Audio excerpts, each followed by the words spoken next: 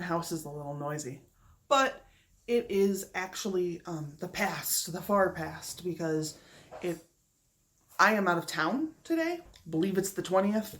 I am in San Diego with my boss for a conference, so I'm recording this video ahead of time. So hello, future people. Anyway, so what I wanted to talk about this week was a little bit about what things I am consuming in an effort to prepare myself for NaNoWriMo. As many of you know, I am... Wow, we're loud as fuck around here. As many of you know, I am a pantser or a discovery writer, whatever you want to call it. I don't plan anything. So what I do is I just kind of prepare by setting a general tone. Being a horror author, having NaNoWriMo in November is actually a pretty good deal because all of October is the tone I'm looking for. So that works out really well. Some of the other things that I do are a little bit different. So I'm going to go through a few of the things that I like and that I watch to kind of set my overall tone. Some of them I will watch when I'm writing. Some of them I'll watch when I'm preparing to write. Some of them I'll watch when I'm editing.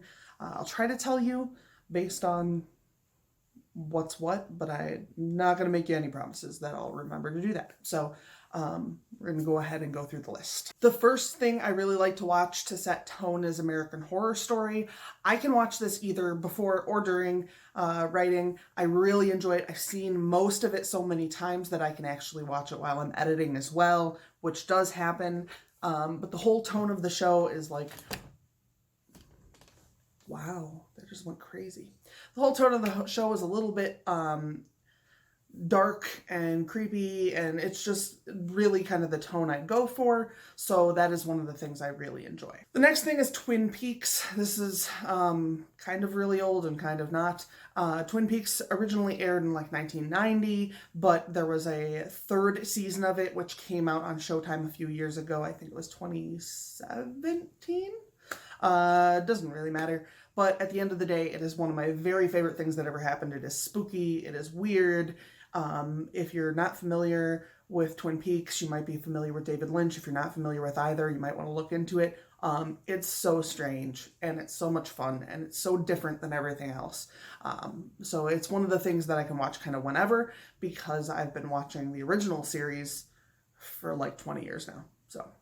Next, I'm going to run through a couple of shows that originally aired on Sci-Fi that I still watch when I get a chance to. I really enjoy these shows. They aren't necessarily spooky so much as they are really creative, and I enjoy them a great deal. So I guess more or less they fall under the speculative umbrella, and that kind of works for me too. The first one is Haven. Haven is based on a Stephen King story called The Colorado Kid. That book was it's actually a paperback that was published as like a hard-boiled crime thriller kind of story. But there's no actual action to the story.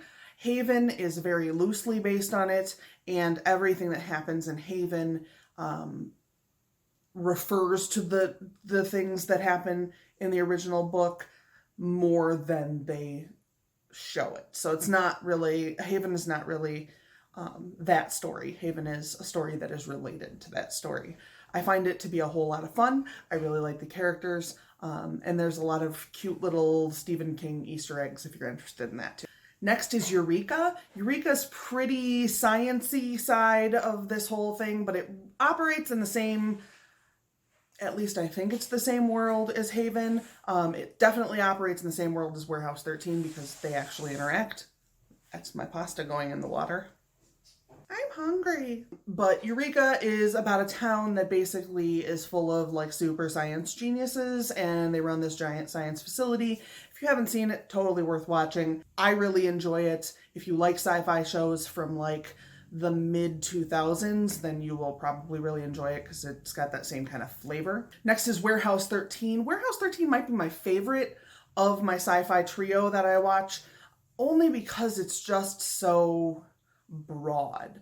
Warehouse 13 is about a warehouse that picks up artifacts, which are like supernaturally charged items that come from things that are emotionally charged. And I think it's a whole lot of fun. I really like the characters, and it does directly cross over with Eureka. So if you like Eureka, then it's totally worth a watch as well. Next, I got a couple of shows from like pay channels. The first one is Bored to Death. Bored to Death, it's an HBO show. It is about an author who has trouble writing his second book after his first book is very well received. So one of the things that ends up happening is that he becomes a private investigator without any sort of licensing and tries to solve crimes like some of the novels he's been reading. He's a big Raymond Carver fan, so he does a lot of that kind of stuff. Next is Californication. That is not going to be for everybody. It is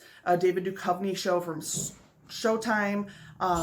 It is about a writer who, I believe he's also trying to write a second book, but it is like 30% sex. So if you're not into that, that's not going to be for you.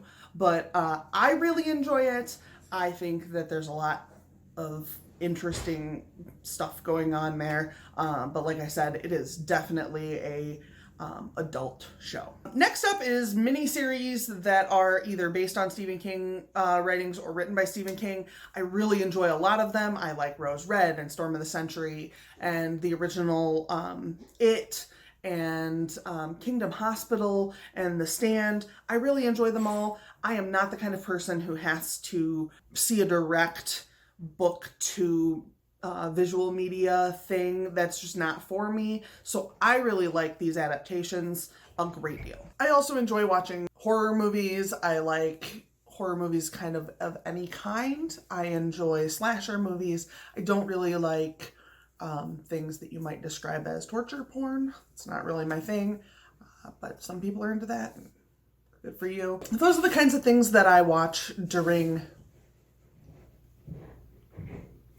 Preptober and NaNoWriMo to be able to get myself into like a right tone, right frame of mind for writing. Zugtamoy, stop! Get off of there. Do not sharpen your claws on Grandma's suitcase. I'm gonna go take care of these cats. Thank you very much for hanging out with me and for watching. I'll see you guys all next week. I will have a vlog one Sunday from now, which should include my footage from San Diego. So yeah, I'll see you guys later. Bye.